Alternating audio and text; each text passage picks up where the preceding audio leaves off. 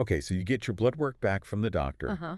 and it feels like you need like a medical degree just to understand it. Right. There's all these numbers and abbreviations, Yeah. and you're never really quite sure, Yeah. like what's normal, what's not. Exactly. And one of the things I remember seeing on my blood work Mm. that I was always like kind of confused about was Uh-huh. this thing called Mm. erythrocyte sedimentation rate, Okay.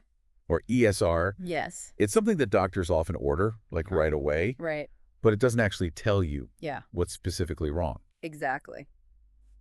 So today we're going to do a deep dive into ESR Okay, great. and figure out exactly what it means.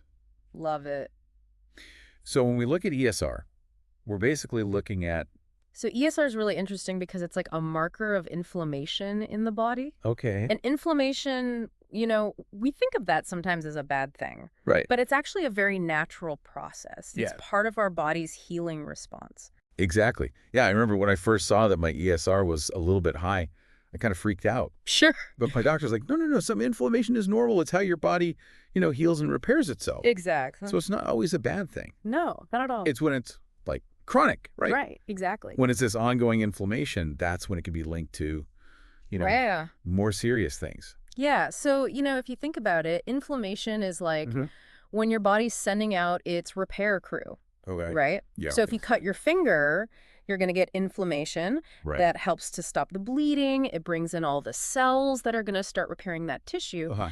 But if that inflammation doesn't go away, Yeah. if it's constantly there, Okay. like a construction project that never ends, Yeah. then that can start to damage the tissues themselves. Right. And that's when we start to see links to things like heart disease, Right. arthritis, even certain types of cancer. So it's all about balance, right? Balance. Okay. A little bit of inflammation is good. Too much is a problem. So, okay, Like- ESR is measuring this inflammation. Right. But how does it actually, work? Okay, so imagine your blood Okay. as this kind of like complex ecosystem, right? Yeah. It's got all these different cells floating around, Right. and they're all in this delicate balance. Yeah. What ESR is looking at specifically is how quickly red blood cells settle Okay. at the bottom of a test tube. Okay. Now, if there's inflammation present, Yeah. certain proteins in your blood, Okay. they start to increase, Mhm. and that causes the red blood cells to kind of clump together Okay. and settle faster. Gotcha. So a faster settling rate generally means more inflammation. Okay, that makes sense. Right. Yeah, like more sludge in the engine. Exactly. Yeah. Okay, now I noticed in the research that we did for this episode that there's normal ESR ranges could be different for different ages and sexes. Absolutely. And that's what makes it so fascinating because it's not just a simple number, right? It's about context. Okay. So, for example, women tend to have slightly higher ESRs than men, Oh, really? especially during things like menstruation, Okay. pregnancy, because of all the hormonal changes. Right, yeah. And as we age, our ESR naturally tends to go up a little bit. Okay. So it's not just a case of higher is always worse. Right. It really depends on a lot of different factors. It's all relative. Okay. Exactly. So now that we know that, ESR is looking at inflammation, what are some of the things that can actually cause that ESR to, really spike?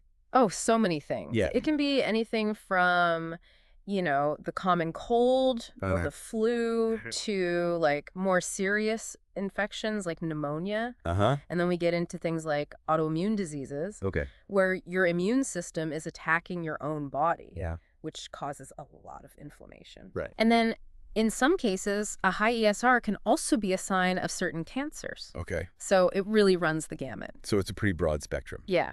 Okay. Now, this is interesting to me Okay. because I always thought, higher ESR, that's the bad thing. Yeah. But actually, Uh-huh. sometimes a low ESR Yeah, that's right.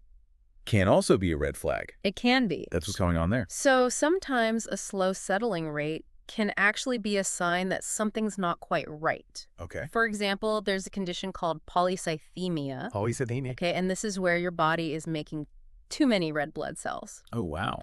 So your blood actually gets thicker, Okay. and it's harder for those cells to settle. Interesting. It's almost like, imagine Yeah. trying to stack a bunch of Right. irregularly shaped puzzle pieces. Yeah. They're not going to fit together very neatly, are they? Yeah, that makes sense. And then you have things like sickle cell anemia, Okay. where the shape of the red blood cells is actually different. So they don't stack up as easily. Yeah.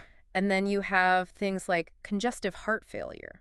Okay, now that one seems a little counterintuitive Right. because it's like, how does heart failure affect ESR? So with congestive heart failure, your heart's not pumping as efficiently, Okay. right? And that can actually lead to changes in your blood flow Yeah. and the composition of your blood, Okay. which can then ultimately affect the ESR. Interesting. So it's all interconnected. So what I'm hearing is that, like, ESR is definitely a clue, Yes. but it's not like right. the be-all and end-all. Exactly. You have to look at it in context with, like, other tests and the patient's history and all that. It's just one piece of the puzzle, right? Yeah, exactly. It's a piece of the puzzle. It's a starting point for doctors to guide further investigation. Right. This is super helpful because I think, like, most people have probably seen ESR on their blood work before, but, like, probably didn't know what to make of it. Yeah. So now, like, we can go to the doctor. Exactly. And, ask better questions. Be more informed. Yeah, be more informed. And advocate for yourself. Yeah, exactly.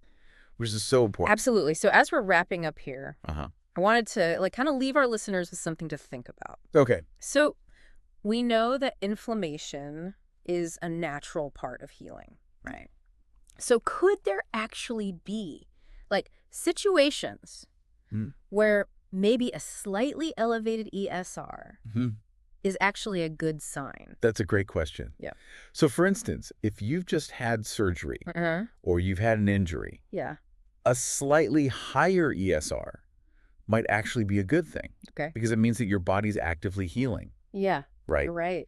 So it's not always about bringing that number down as low as possible. Interesting. It's about understanding what it means in the context of your overall health. Yeah, because your body might be doing what it's supposed to be doing. Exactly. Yeah, okay, that's a really good point. Yeah, it's all about perspective. It is all about perspective. Okay, so for our listeners who are now totally fascinated by inflammation and want to, like, learn more about it, we've got some really great links in the show notes. Definitely check those out. This deep dive was just the beginning. Exactly. There's a whole world of information out there. Absolutely. So keep learning and keep exploring. That's what it's all about. Thanks for listening, everybody. See you next time. You've been listening to the Learning Podcast, a production of metaNESTA. Remember, learning is a journey. One step, one insight, one skill at a time. We'll see you next time. Keep learning, stay curious, and as always, be awesome.